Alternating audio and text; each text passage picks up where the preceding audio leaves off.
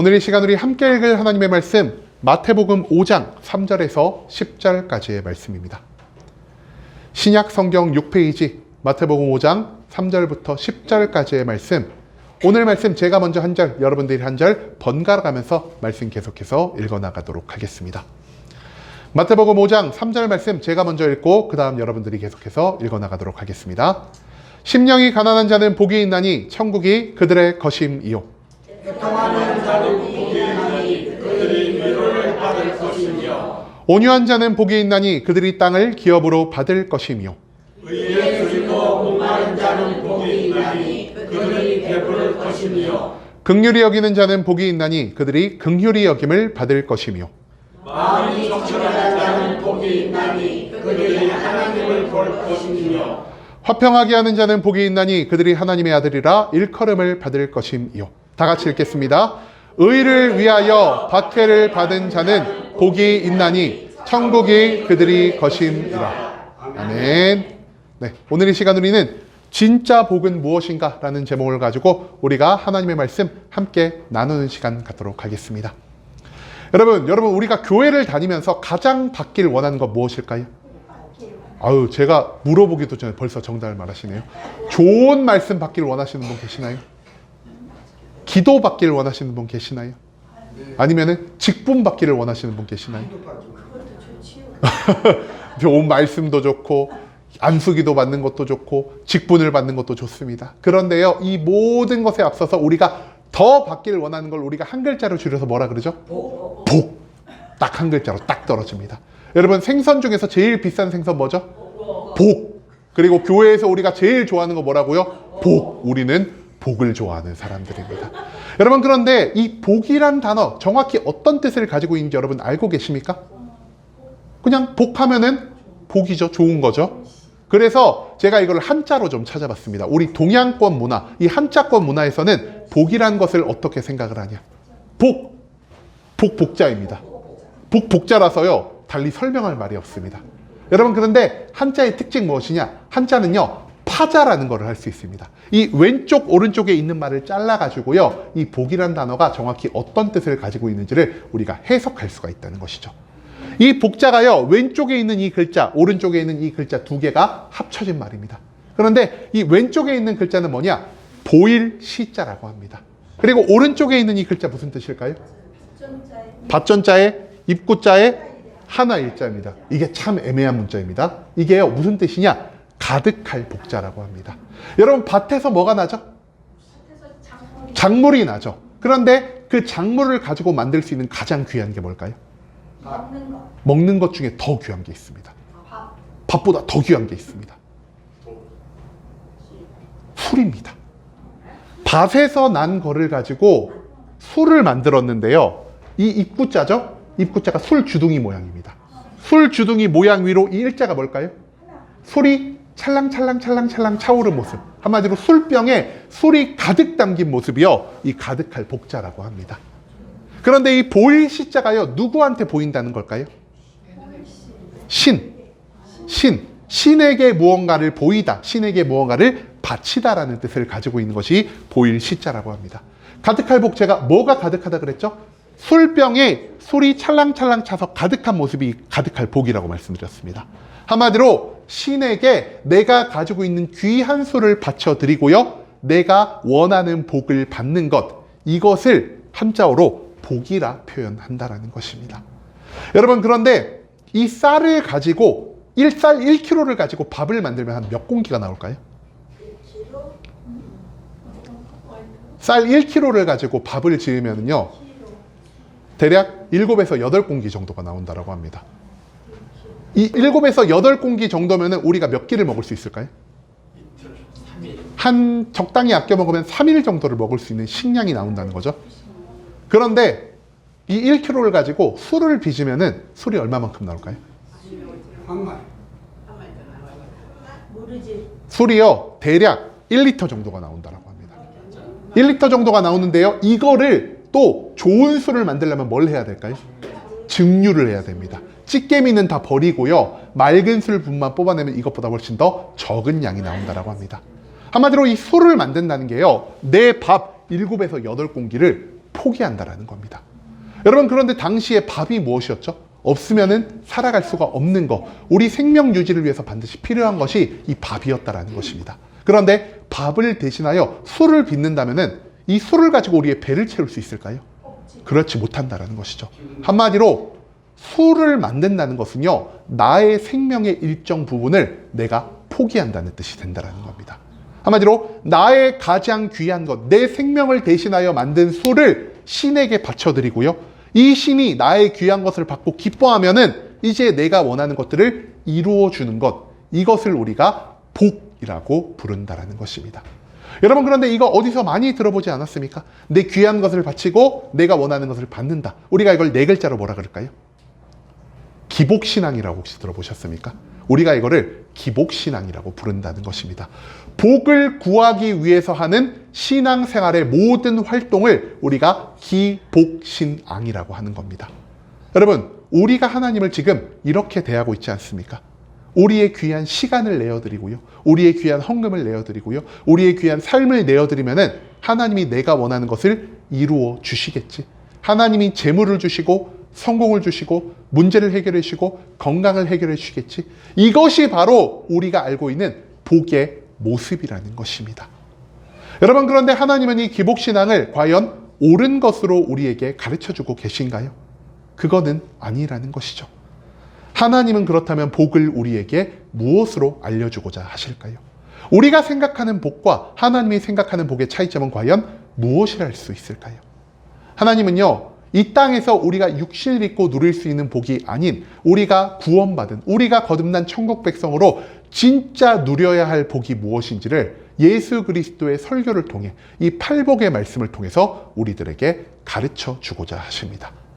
그렇다면 이 팔복 가운데에서 과연 우리가 진짜 누려야 할 복이 무엇인지, 우리가 진짜 추구해야 할 복이 무엇인지를 우리가 몇 주 동안 계속해서 함께 나누는 시간이 될 수 있기를 소망합니다. 여러분, 예수 그리스도는요, 세례 요한에 의해서 물로 세례를 받으셨고요, 이 물로 세례를 받고 물 위로 올라오실 때 하나님이 보내주신 성령의 충만함을 경험하게 되었습니다. 그리고 이 성령의 충만함을 받은 다음 예수 그리스도는 갈릴리 지역을 돌아다니면서 사역을 시작하셨다라는 것이죠. 그리고 사역을 시작하시면서 이 갈릴리 지역에 있는 이름 모를 한 산 위에 올라가셔서 그 산 위에서 많은 군중들을 대상으로 설교를 하시는데요, 이 산 위에서 한 설교를 우리가 무엇이라 부를까요? 산상수훈이라 부르고 있습니다. 여러분, 그런데요, 이 예수 그리스도께서 설교를 하실 때 그리스도를 따라온 사람들은 어떤 사람들이었을까요?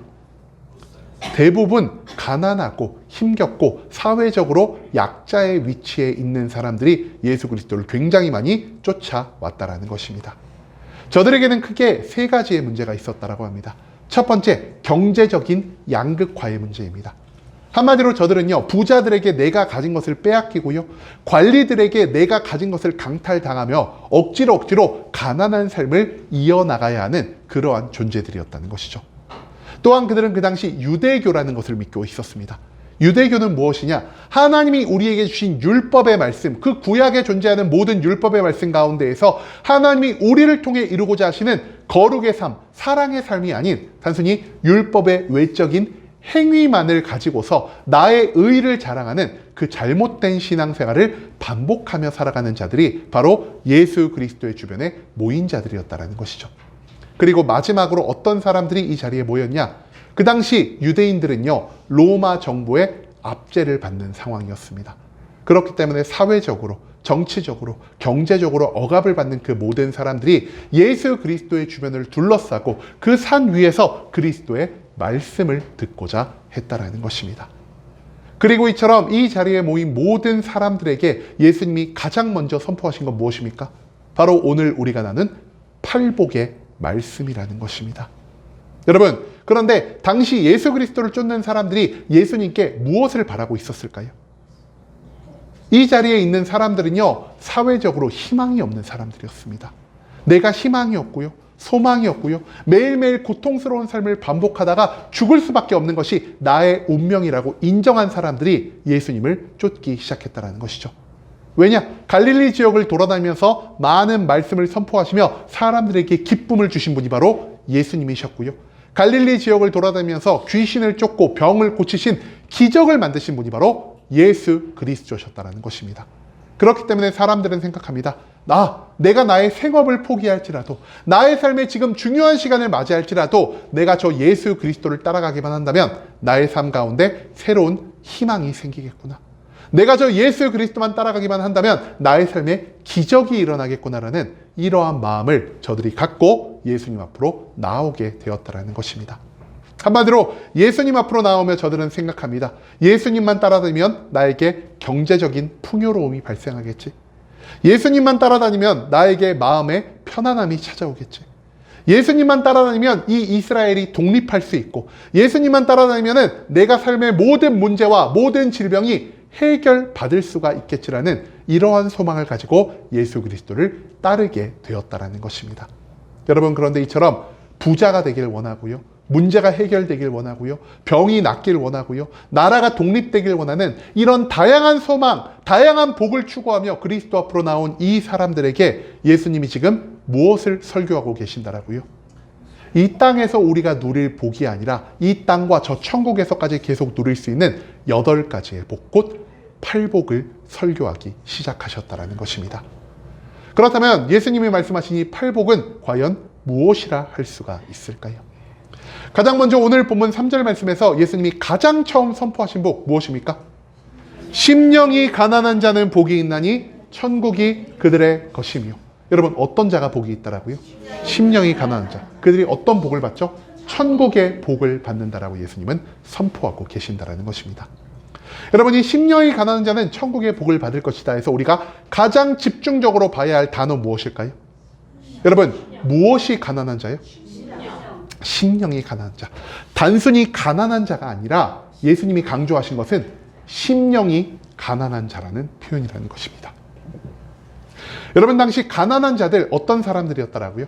원래는요, 이 가난한 사람들이 평범한 삶을 살고 있었습니다. 근데 부자들에 의해, 땅이 많은 지주들에 의해, 그리고 로마의 권력을 직접 이양받은 세리나 여러 관리들, 병사들에 의해서 자기가 가진 것들을 빼앗기고 강탈당한 그런 사람들이 이 가난한 사람들이었다라는 것입니다.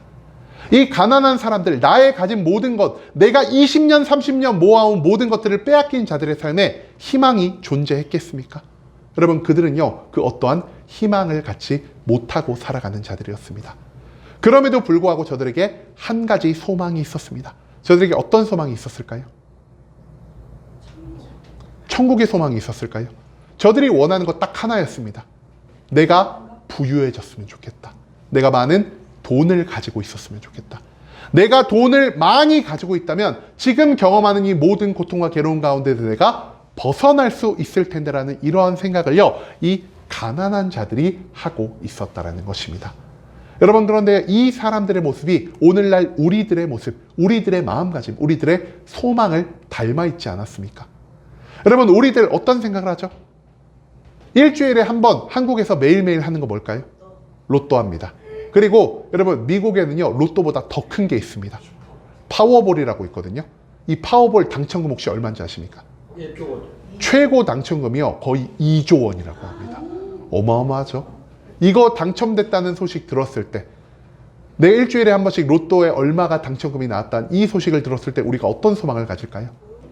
야, 나도 저 한 10억 정도만 있으면은 지금보다 내가 훨씬 더 행복하게 살 수 있지 않을까? 10억 정도, 한 20억 정도만 있으면 나의 삶의 모든 문제가 해결될 수 있을 것 같은데, 내가 지금보다 훨씬 더 나은 삶을 살 수 있을 것 같은데 라는 이러한 생각을 우리가 하며 살아갈 때가 굉장히 많다라는 것입니다. 여러분, 그렇다면은 이 땅 가운데에서 누가 가장 행복해야 할까요? 부자들, 그죠? 삼성가가 제일 행복해야겠죠? 우리나라에서는 삼성, 미국에서는 일론 머스크, 그런 사람들이 제일 행복해야 할 것입니다. 그런데요, 정말로 돈이 우리의 삶에 있는 모든 문제를 해결해주고 돈이 우리의 삶에 있는 모든 소망을 이루어줄 수가 있을까요? 그렇지 않다라는 것입니다. 여러분, 부자들도 무엇을 경험할까요? 부자들도요, 행복과 기쁨과 평안함이 아닌 고통과 괴로움과 절망을 우리처럼 똑같이 경험할 수 있다는 것입니다. 왜냐? 부자들도요, 내가 가진 돈으로는 해결되지 않는 문제를 체험할 수 있기 때문이라는 것입니다. 여러분, 돈이 많음에도 불구하고 그 돈으로 인해 행복을 느끼지 못하는 부자들이 있습니다. 그 부자들이 마지막에 선택하는 건 무엇입니까? 자살입니다. 여러분, 부자들, 돈이 많은 사람들이 자살했다는 것을 보고 우리는요, 저 사람들이 왜 자살한지를 도무지 이해할 수가 없습니다. 아니, 재산이 30억이 있고 50억이 있고 100억이 있는데 앞으로 물려받을 재산은 그거보다 더 많은데 왜 저 사람이 자살하지라고 우리는 이상하게 생각할 수 있으나, 우리가 알지 못하는 저 사람들이 감당하는 이 무게와 이 고통과 이 괴로움 때문에 자살을 선택하는 부자들이 존재한다는 것을 우리가 생각해 봐야 한다는 것입니다. 또한 돈이 많아도요, 여러분, 고칠 수 없는 병이 있습니다. 그렇기 때문에 불치병으로 인해서 이 부자들도 죽음의 고통을 감당해야만 한다는 것이죠. 마지막으로 돈이 많아도요, 그 가운데에서 만족을 누리지 못하는 사람들이 있습니다. 그 사람들 뭘 할까요? 이 돈을 가지고 약을 하고요, 도박을 하기 시작합니다. 한마디로 자기 손으로 자기의 인생을 망가뜨리는 그 어리석은 결정을 하는 것이 이 부자들의 삶 가운데에서도 굉장히 많이 나타나고 있다는 것입니다. 여러분, 가난한 사람들만 불행할까요? 그렇지 않다라는 것입니다. 부유한 사람들도 그 부유함으로 인해 발생하는 고통과 괴로움을 함께 경험하고 있다는 것이죠. 한마디로 돈이 있든 돈이 없든 우리의 삶 가운데에서는요, 진정한 평강이라는 것이 나타날 수가 없다라는 것입니다. 그렇기 때문에 부자나 가난한 자나 성공한 자나 실패한 자나 소원을 이룬 자나 소원을 이루지 못한 자나 공통적으로 느끼는 것이 무엇이라고 예수님 말씀하십니까? 바로 심령의 가난함이라고 말씀하고 계신다는 것입니다. 한마디로 이 세상에 있는 좋은 것이, 우리가 소원이라고 생각하는 좋은 것이, 우리가 이것만 있으면은 나의 삶이 지금보다 더 나아질 거라고 생각하는 그 모든 것이요, 우리 안에 있는 이 심령의 가난함, 이 마음의 공허함을요, 절대로 모두 채울 수가 없다라는 사실을 우리는 생각해 볼 필요가 있다라는 것이죠. 여러분, 그래서요, 저는 이 말씀을 읽을 때마다 아일랜드의 작가 오스카 와일드라는 사람이 한 말이 생각이 납니다. 이 오스카 와일드라는 사람이요, 굉장히 유명한 말 하나를 했습니다. 인생에 두 가지의 비극이 있다라고 합니다. 어떤 비극과 어떤 비극이 있을까요? 인생의 두 가지의 큰 비극 무엇이냐? 첫 번째는 소원이 성취되는 것. 두 번째는 소원이 성취되지 않는 것. 이 두 가지가 모두 비극이라는 겁니다. 여러분, 소원이 성취되지 않으면 왜 비극적일까요? 내가 원하고 바라는 것을 얻지 못했기 때문에, 내가 이것만 있으면 행복해질 거라고 생각을 했는데 이것이 나의 삶에 이루어지지 않아서 불행을 느낄 수밖에 없다는 것입니다. 근데 소원을 이룬다고 하여서 우리가 항상 행복할 수 있을까요? 여러분, 소원을 이룬 다음에 우리의 삶에 또 무엇이 찾아오죠? 또 다른 소원이 찾아옵니다. 이 소원은요, 한 번 이룬다라고 하여서 나의 삶에 끝나는 게 아니라는 것이죠. 한마디로 소원을 이뤄도요, 나의 삶 가운데 채워지지 않는 이 심령의 가난함, 마음의 공허가 계속해서 이어질 수밖에 없기 때문에 인간은 소원을 이루어도 소원을 이루지 않아도 비참한 운명에 처할 수밖에 없다는 것을 이 작가는 명확하게 찝어서 말하고 있다는 겁니다. 여러분, 이 말과 마찬가지로 나의 상황이 바뀌고 나의 가진 것이 바뀌면 우리는 내가 더 나은 삶을 살아갈 수 있다고 생각을 하지만, 내가 바라는 모든 것이 충족될지라도, 내가 바라던 모든 것을 내가 쥐고 있을지라도 나는 그 삶 가운데에서 진정한 행복을 누리는 것이 아니라는 것입니다.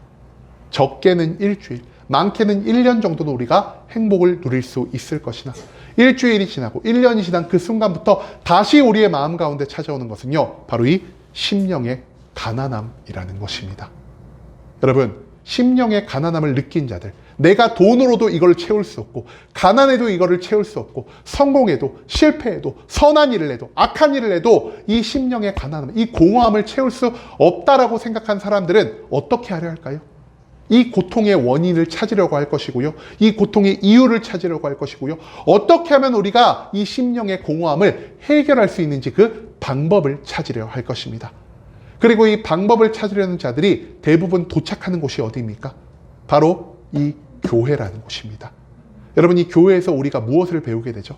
우리의 삶 가운데에서 하나님이 우리와 함께하지 않는다라면 우리는 계속해서 이 마음의 가난함, 이 심령의 공허함을 느끼고 살아갈 수밖에 없다는 것을 배울 수 있게 된다는 것입니다. 한마디로 우리 마음에 있는 이 심령의 가난함, 마음의 공허함은요, 세상에 있는 모든 것이 절대로 채워질 수가 없는 것이고요, 오직 하나님이 나와 함께할 때에만, 내가 하나님과 온전히 동행하고 하나님이 내 안에, 내가 하나님 안에 거할 때만 이 공허함과 심령의 가난함이 완전히 해결될 수가 있다는 사실을 우리는 이 교회 가운데에서, 예수 그리스도의 복음의 말씀 가운데에서 배울 수 있게 된다는 것입니다. 그렇기 때문에 예수님은 지금 이 자리에 모인, 그리고 그 산상수훈 설교의 자리에 모인 모든 사람들에게 무엇을 말하고 있습니까? 가난하든 부하든, 성공했든 실패했든, 선하든 악하든, 너희 마음의 가난함을 느낀, 너희 마음의 공허함을 느낀 모든 자들아, 하나님 앞으로 나아오라라는 말씀을 선포하고 계신다는 것입니다. 그리고 이처럼 어떤 상황에 살아가든 자든, 어떤 환경 가운데 살아가든 자든, 많은 것들을 갖고 있든 자든, 많은 것들을 갖고 있지 못한 자든, 하나님 앞으로 나와 하나님을 믿을 때 그제야 우리의 마음에 있는 이 심령의 가난함, 마음의 공허함은 사라지고요, 우리는 하나님의 구원을 받은 천국 백성의 축복을 누릴 수 있게 된다는 사실을 예수님은 이 말씀을 통해서 우리들에게 알려주고 계신다는 것이죠. 한마디로 이 세상의 모든 것들을 통해서 나의 마음의 이 공허함을 채울 수 없다는 사실을 깨닫고 하나님 앞에 나와 하나님을 믿으며 살아가는 그 모든 사람들은 천국 백성이 될 수 있는 자격을 얻었기 때문에 그 사람들은 복되도다라는 사실을 예수님은 이 말씀을 통해서 우리들에게 선포하고 계신다는 것입니다. 여러분, 이처럼 심령이 가난한 자는 천국의 복을 받을 것이다라는 첫 번째 복을 선포하신 다음, 예수님은 두 번째로 어떤 복을 선포하고 계실까요? 그죠? 오늘 본문의 4절 말씀입니다. 애통하는 자는 복이 있나니 그들이 무엇을 받는다라고요? 위로를 받을 것이다라 말하고 있다는 것입니다. 두 번째로 복을 받는 자가 누구라고요? 애통하는 자. 이 사람들이 어떤 복을 받죠? 위로받는 복을 누릴 수 있게 된다는 것입니다. 여러분, 이 애통하는 자가 위로를 받는다라는 이 복을 누린다는 걸 말하기 전에 제가 먼저 여러분들께 짚고 넘어가고자 하는 것이 무엇이냐? 여러분들이 팔복하면은 어떤 것을 생각합니까? 우리는 팔복하면은 8종류의 사람들이 받을 수 있는 8개의 각각의 복으로 이 말씀을 이해하고 있는 것 같습니다. 한마디로 심령이 가난한 자는 천국이라는 복을 받을 수 있고요, 그리고 애통하는 자는 위로라는 복을 받을 수 있고요, 긍휼히 여기는 자는 긍휼히 여김받는 복을 받을 수 있고, 이런 8종류의 사람들이 8개 다른 복을 받는다는 것으로 우리가 이 팔복을 이해하고 있다는 것이죠. 하지만 오늘 이 말씀 팔복은요, 8종류의 다양한 사람들에게 8종류의 복을 선포하기 위해 주신 말씀이 아닙니다. 이 말은요, 모두가 하나처럼 이어지고 연결된 하나의 복을 추구하며 나아간다는 사실을 우리가 짚고 넘어갈 필요가 있다는 것이죠. 그렇기 때문에 앞선 말씀에서 언급된 이 사람이요, 뒤의 복으로도 계속 연결되고 이어진다는 것을 기반으로 우리가 이 팔복의 말씀을 이해할 필요가 있다는 것입니다. 여러분, 우리가 앞서 어떤 사람에 대해서 나눴죠? 심령이 가난한 자. 심령이 가난한 자는 이 심령의 가난함을 해결하기 위해 어떤 행동을 한다고요? 하나님을 믿기 시작합니다. 하나님을 믿기 시작하고 이 교회에서 신앙생활을 하기 시작하면은 우리가 이 신앙생활 가운데에서 가장 많이 배우는 건 무엇일까요? 신앙생활 가운데에서 우리가 가장 많이 배우는 게 뭐냐? 내가요, 죄인이라는 겁니다. 내 안에 죄가 있고요, 이 죄로 인해서 우리가 하나님께 온전히 나아갈 수가 없다라는 사실을 우리는 수없이 많은 신앙생활 가운데에서 배울 수 있게 된다는 것입니다. 여러분, 죄가 있는 자는요, 하나님 앞에 나아갈 수가 없고요, 죄가 있는 자는 하나님과 동행할 수가 없습니다. 그런데 왜 죄가 있는 자는 하나님 앞에 나아갈 수도 없고 하나님과 동행할 수도 없을까요? 여러분, 그 이유는요, 하나님이 이 세상에서 무엇보다 미워하시는 것이 바로 죄이기 때문이라는 것입니다. 그렇기 때문에 하나님은요, 죄가 있는 곳에 함께 하고자 하지 않으십니다. 죄인의 곁에서 동행하고자 하지 않으신다라는 것이죠. 그런데 여기서 더 큰 문제가 한 가지 발생합니다. 여러분, 우리 인간들이요, 내가 가진 죄에서 혼자의 능력으로 벗어날 수가 있을까요? 우리 인간은요, 죄에 대해서는 전적으로 무능력한 존재입니다. 그 어떤 선한 삶을 살아갈지라도 우리는 죄에서 벗어날 수가 없고요, 내가 아무리 선한 성품을 가지고 살아간다 할지라도 우리는 이 죄가 주는 사망과 고통에서 도무지 벗어날 수가 없다라는 것입니다. 여러분, 내가 죄를 해결하지 못하고 내가 죄를 벗어나지 못한다면 무엇을 할 수가 없다라고요? 하나님과 동행할 수가 없습니다. 하나님과 동행할 수 없다면 우리의 마음에 계속 무엇이 남아있을 수밖에 없죠? 심령의 가난함, 이 공허함이 계속 남아있을 수밖에 없다는 것입니다. 하나님과 함께하지 못하면요, 우리가 이 교회를 10년을 다니고 30년을 다니고 50년을 다녀도 내 마음에 있는 이 공허함, 심령의 가난함은 해결될 수가 없다는 것입니다. 그렇기 때문에 이 모든 것을 깨달은 자가 하나님 앞에 무엇을 할 수밖에 없을까요? 하나님 앞에 슬퍼함으로 회개하고 기도할 수밖에 없다는 것입니다. 하나님, 저는 하나님을 믿기 위해 이 자리에 나왔습니다. 하나님이 저와 함께 하셔야만 내 안에 있는 이 심령의 가난이 해결될 수 있다는 것을 내가 이제야 깨닫게 됐습니다. 하나님, 그런데요, 내 안에 죄가 있어서 하나님이 나와 함께 할 수 없다라고 합니다. 문제는 제가 이 죄를 도무지 극복할 수가 없다는 겁니다. 하나님, 저는 어떻게 하면 좋죠? 제가 이 심령의 가난함, 이 마음의 공허함을 평생 가지고 살아가야 할까요? 저는 평생 그 어떤 기쁨도, 그 어떤 평강도 누리지 못하는 걸까요? 라는 이러한 애통함에서 나오는 기도, 이 눈물을 쏟으면서 할 수밖에 없는 기도를 하나님께 올려드릴 수밖에 없다라는 것입니다. 여러분, 그런데요, 우리의 이 죄, 나의 힘과 능력으로, 나의 성품으로 도무지 벗어날 수 없는 이 죄를 해결할 수 있는 유일한 분이 누구십니까?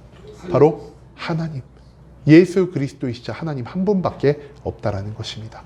그런데 이 하나님은 어떤 성품을 가진 분이시죠? 하나님은요, 긍휼하신 분이십니다. 이 긍휼하신 하나님은 스스로의 죄를 인정하고 스스로의 죄를 하나님께 고백하고 내가 이제는 이 죄에서 벗어나서 하나님이 기뻐 받으시는 거룩한 삶을 살아가기 위해서 스스로의 삶을 돌이킨 모든 사람들, 즉 온 마음을 다해서 눈물 흘리며 애통한 마음으로 기도하는 그 모든 사람들의 죄를 어떻게 해주시는 분일까요? 이 모든 사람들의 죄를 용서해 주시고 사하여 주시는 분이십니다. 그리고 우리들의 모든 죄를 없게 만들어 주시는 분이 바로 이 긍휼함을 가진 하나님이라는 사실을 우리는 절대로 잊지 말아야 한다는 것입니다. 여러분, 그렇기 때문에 이 눈물로 애통하며 회개의 기도하는 자들은 무엇을 받을 수 있겠습니까? 하나님께 죄의 사함, 죄의 용서를 받을 수 있겠고요. 내 안에 죄가 사라지면 우리가 무엇을 경험할 수 있게 되죠? 죄가 사라진 이후에야 우리는 하나님과 매일매일 함께하며 살아갈 수 있는, 하나님과 동행하는 삶을 완성할 수 있게 된다는 것입니다. 그렇기 때문에 애통하며 회개하는 기도를 한 자는 하나님과 동행할 수 있는, 내 마음에 있는 모든 공허함, 이 심령의 가난함이 사라질 수 있는 참된 위로의 복을 누릴 수 있게 된다는 것, 그것을 예수님은 지금 그 자리에 모인, 그리고 이 자리에 모인 모든 성도님들에게 선포하고 있다는 것입니다. 여러분, 우리는요, 언제 행복해질 수가 있을까요? 우리가 이 땅 가운데에서 언제 행복해지죠? 많은 사람들이 생각합니다. 내가 10억만 있다면 더 행복해질 수 있지 않을까?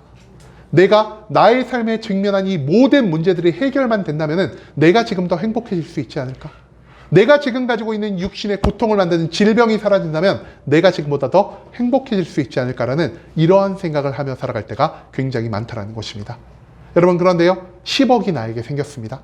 우리가 10억이 생기면 한 어느 정도 기뻐할 수 있을까요? 며칠 정도 기뻐할 수 있을까요? 한 달 정도 기뻐하겠죠? 여러분, 근데 한 달 후에 어느 날이 찾아오죠? 한 달 후에 우리가 매일매일 가장, 저도 한 달에 한 번씩 두려워하는 날이 있습니다. 언제 제일 두려워할까요, 제가? 언제 카드 결제일? 그렇죠. 카드 결제일 15일만 되면은요, 제 마음이 이거 괜찮나? 올해 이거 버틸 수 있나? 이번 달 버틸 수 있나? 하면서 불안함이 찾아옵니다. 여러분, 10억이 생겼습니다. 10억이 생기면은, 우리가 10억이 생겨서 한 달 동안 뭘 열심히 할까요? 쇼핑. 신용카드를 막 미친 듯이 긁기 시작합니다. 그동안 내가 못 사본 것도 사보고, 친구한테 밥도 한턱 내고, 좋은 음식점도 가보고, 막 이러면서 돈을 미친 듯이 긁습니다. 한 달이 지납니다. 통장 잔고가 10억이었는데요. 갑자기 9억이 딱 돼버립니다. 여러분, 그러면 우리가 이때 여전히 행복을 느낄까요? 저는 행복을 느끼지 못할 것 같습니다. 10억이 9억이 딱 되는 순간 제가 어떤 생각을 하게 될까요? 10억 말고 100억이 있으면은 내가 안 두려워했을 텐데. 또 100억을 받았는데 100억이 90억이 되는 순간 우리가 어떤 생각을 할까요? 내가 100억 말고 1000억이 있었으면, 1조가 있었으면, 10조가 있었으면, 이러면서요, 우리는요, 이 재물을 가지고 나의 삶에 만족을 누릴 수가 없고요. 오히려 이 재물을 쓰면 쓸수록, 이 재물이 점점 나의 삶 가운데 줄어드는 것을 보면 볼수록 불안함을 느낄 수밖에 없다는 겁니다. 여러분, 문제 해결은 어떻습니까? 여러분들 각자의 지금 삶에요, 가장 큰 문제가 직면해 있을 겁니다. 그런데 이 문제가 해결된다면 내가 진짜 행복해질 수 있을까요? 여러분, 문제 해결된 얼마 정도는 행복할까요? 한 일주일, 한 달, 그 정도 또 행복할 수 있지 않을까요? 그런데요, 우리의 삶에 한 가지 문제가 해결되었다라는 뜻은 무엇을 의미하는 것일까요? 그죠? 나의 삶에 또 다른 문제가 나를 찾아올 수 있다는 것을 의미하는 표현이 될 수 있다는 것입니다. 그런데요, 우리가 지금 이런 생각을 합니다. 나의 삶에 지금 직면한 이 문제가 가장 심각한 문제야. 가장 큰 문제야. 가장 위협적인 문제야라고 생각을 하는데요. 이 문제가 해결되면 또 어떤 문제가 찾아오죠? 이것보다 훨씬 더 심각하고 훨씬 더 큰 문제가 나의 삶을 또 찾아올 수 있게 된다는 것입니다. 여러분, 그렇기 때문에 한 번의 문제가 해결되는 것만으로는 나의 삶의 진정한 기쁨과 평강이 찾아올 수가 없다라는 사실을 우리가 한 번 더 생각해 볼 필요가 있다는 것이죠. 우리가 또 원하는 건 무엇이라고요? 육신의 건강. 내 육신에 있는 모든 고통이 사라지고 건강이 찾아온다면 내가 지금보다 훨씬 더 행복한 삶을 살아갈 수 있지 않을까라는 이러한 생각을 우리가 할 수 있다는 거죠. 여러분, 그런데요, 육신은 건강합니다. 그런데 우리의 삶에 어떤 문제가 찾아올 수 있죠? 내 주변 사람들이요, 자꾸 나에 대해서 안 좋은 소문을 퍼뜨리면서요, 마음의 상처가 생길 수가 있습니다. 내 주변 사람들이 자꾸 나를 괴롭게 하면서 내 머리에 스트레스가 쌓일 수 있다는 거죠. 몸은 건강한데요, 마음이 병들고 스트레스가 계속 쌓이면 또 어떤 일이 일어날까요? 이 건강이 무너질 수밖에 없다는 것입니다. 한마디로 건강을 내가 얻는다 할지라도 이 한 번의 건강이요, 우리의 삶의 진정한 기쁨을 만들어줄 수는 없다는 것이죠.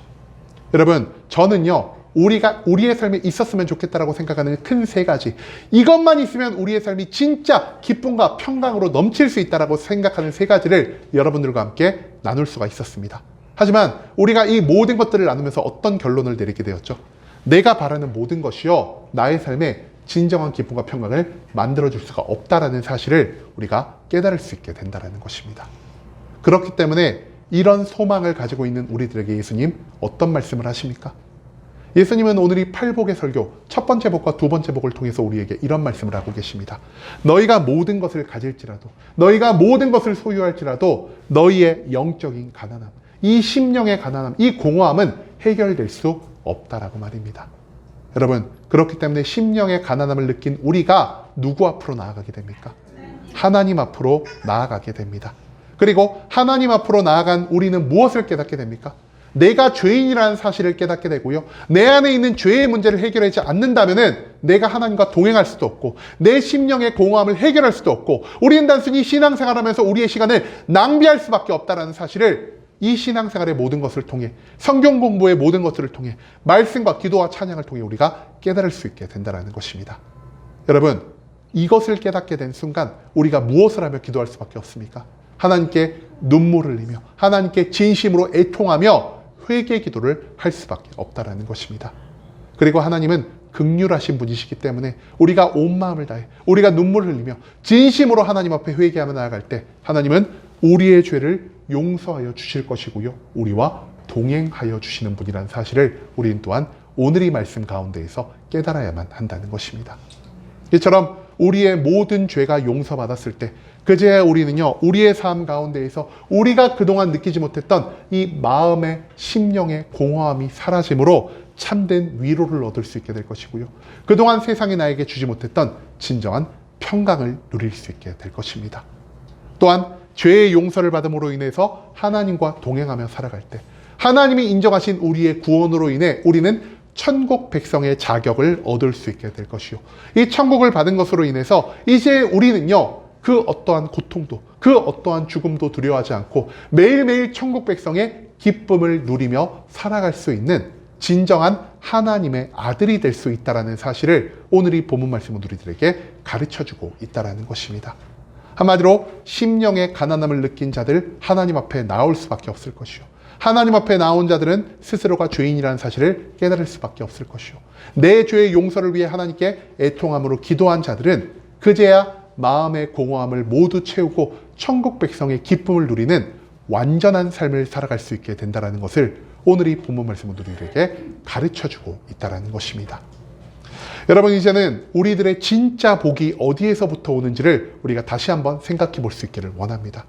진짜 복은요, 재물과 성공과 문제 해결과 건강에서 오는 게 아니라 하나님과 함께 하는 삶, 죄가 모두 사라졌기 때문에 하나님과 매일매일 동행하는 삶 가운데에서 발생하는 것이라는 사실을 예수님은 이 팔복의 두 가지의 말씀을 통해서 우리들에게 가르쳐 주고 계신다라는 것입니다. 이 세상에 좋은 것이 아닌, 내가 가진 것이 아닌 오직 하나님만이 나의 삶의 진정한 기쁨과 평강과 행복을 만들어줄 수 있다는 사실을 확신함으로 우리의 죄를 하나님 앞에 애통하며 회개하고 매일매일 하나님과 동행하며 살아갈 수 있는 순복음 함께하는 교회 모든 성도님들이 될 수 있길 간절한 마음으로 소망하겠습니다. 아멘.